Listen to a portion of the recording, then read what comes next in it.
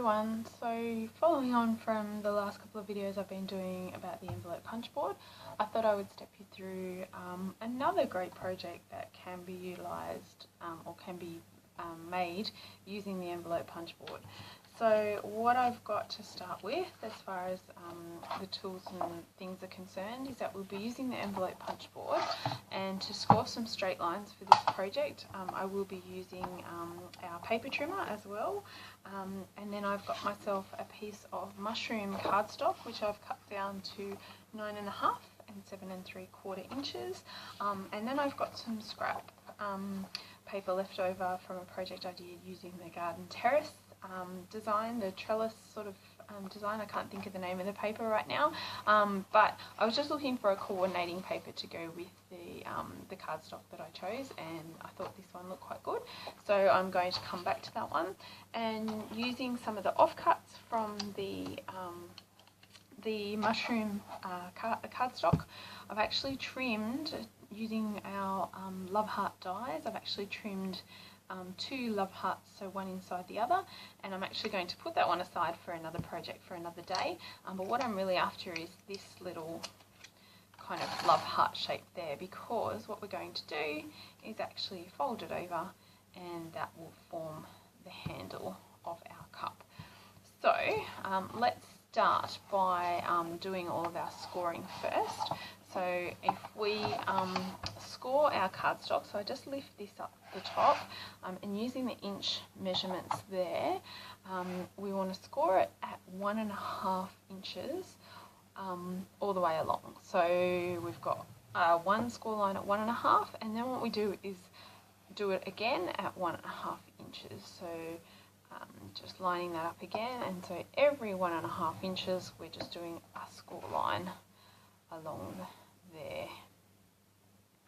Now you can do this project in any colour you like, using any sort of coordinating paper, and you can actually do it in all different sizes as well, so it's just trying to get the measurements right for the sizes that you're using, but I have done it in a smaller version as well, so really cute and very versatile. Okay, so we've got our score lines going that way. We also need to do score lines going this way. So we've got 2 score lines to do there, and again the measurement is at 1.5 inches for this one, and that will form the base of our cup. And I don't know if I mentioned that that's what we're making today. And the beauty of this arm is that you can move it out, because the other score line has to happen at 5 1/4. So up to 5 and then out to 1/4. Right there, and that's the other score line that we need to do. Okay, so we've got all of our score lines in place, so I'll move the paper trimmer out of the road for now. We will need it later when we're cutting the paper for this, but what we need to do is now fold all of our score lines along each of the edges.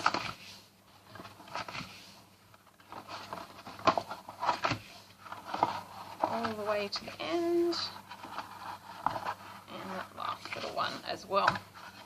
Okay, so the next step in the process is this is where the envelope punch board comes into play. We're actually going to go ahead and punch each of those folds. Now, because it's 2 layers of cardstock, you do need to give it a bit more oomph when you punch this one. I'll give you a bit of a workout in the process. And you can see the pattern that's starting to emerge here.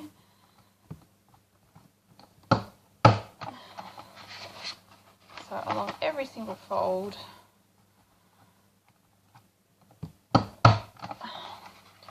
of that smaller edge. So that was that smaller edge that we do that along, not the longer edge. So we also need to go back and just get that 1/2 one there as well. Move all of those out of the road.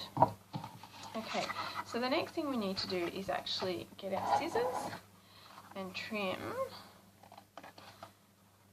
this excess piece off here, because that's going to fall down, and trim this excess piece off here. We also need to go along and trim all of these bottom pieces up.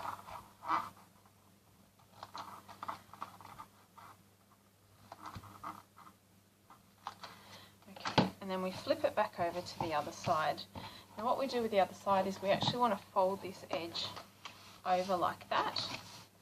I might just trim that up a bit neater, I've missed a bit of that. Trying to rush through it for you for the video. And we want to take some double-sided tape and run it along the edge here, and also along the top edge. You could do another one in the middle if you wanted to. So it will use a little bit of double-sided tape, this project, but it's important that your cup stays together.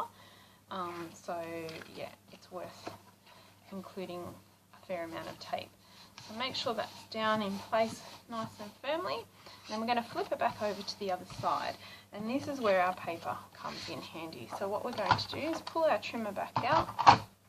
And I need to just measure that space.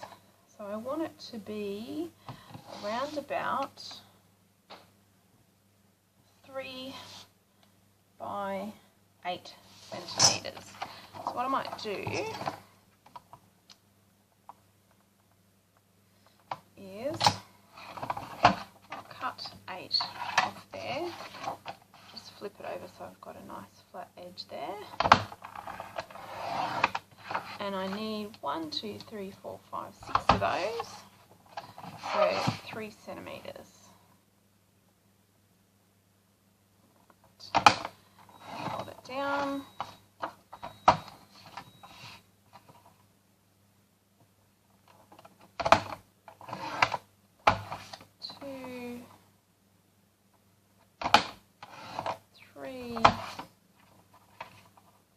Get enough out of here. 4. I will. It's great. Love using up those scraps when I can. 5. And 6. Now you could distress the edges of the paper, and there's lots of different things you could do to make it a little bit more unique. But in the interest of the video, I'm just going to stick these straight on. So I'm flipping them around to the opposite side. I'm just going to go along and put double-sided tape down each end.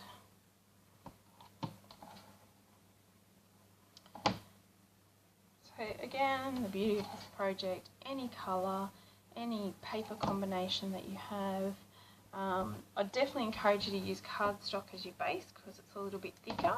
But if you did have quite a thick paper, you could definitely give it a go with some thick paper. If it's double-sided, you're going to get a different effect because you're going to have one pattern on the inside and one pattern on the outside. So it's definitely, you could definitely look into that if you wanted to. And the different sizes are really cute too. I do have the projects floating around that I had previously made. But again, these are great for like putting in, you know, little gifts or chocolates or just an interesting way to present things. There's definitely a version of this for holding wine bottles, so you could definitely make a larger version. And then what you do is you just stick these pieces roughly in the middle. Can't get that tape up now, but you just want it, doesn't have to sort of line up. You just want that pattern to go all the way along there. Just so happens that one does line up pretty well. Actually, let's see if I can get them to line up. I've probably put them in the wrong order now, but that's alright. We'll see how we go. Oh, that one doesn't line up either.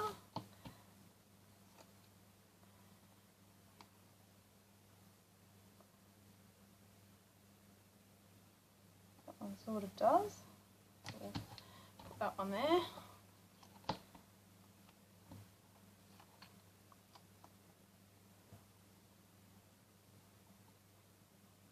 That one doesn't. Yeah.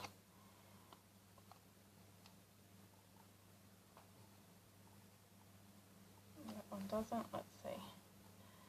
No, I've definitely not got it right this time. That's all right, we won't be too particular. In hindsight, probably would have been nice to keep them in order so that the pattern would line up.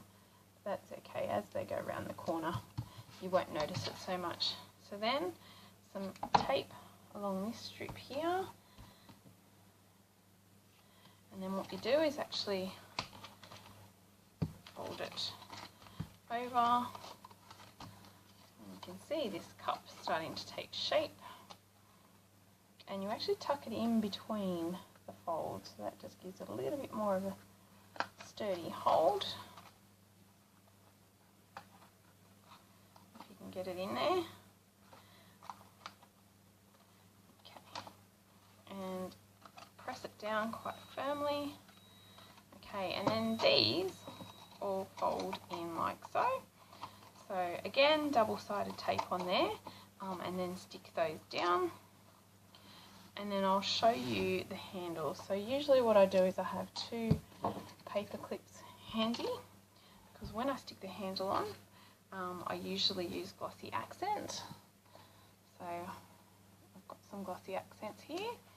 And then what I do is just fold that love heart in half, but then flatten the fold slightly so it gives a little bit of a surface area to work with.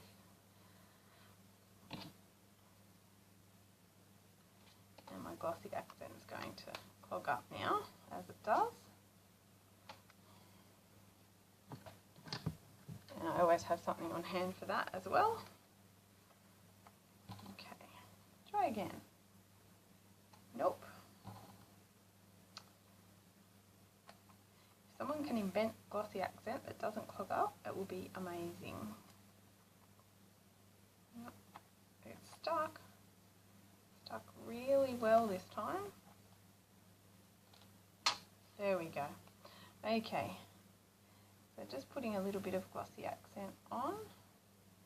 You don't need too much. There we go. Choose which edge you want to put it on. So I usually just make sure that I put it on an edge where the join won't show at the front, roughly in the middle, and then I just run the paper clip over that glossy accent. Now the handle's going to stick out a bit at the moment, but we will stick it together shortly, so don't stress about that. So just holding that in place, I would have normally stuck the base by now as well. I've just got our magic mount. I'm just going to trim a piece off there, and a bit of a bigger piece, and the skinnier piece will go down the bottom and the bigger piece will go up here, like so. And the skinnier piece not too close to the bottom, but maybe around about there. And then folding that up like so. Those bases will be all together, and you've got yourself a very cute cup that you can then put a bag, like a cellophane bag, into and tie it up with a ribbon at the top.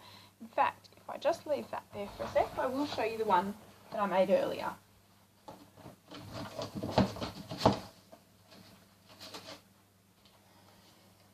So this is the one that I made earlier, and definitely I'll be making more of these.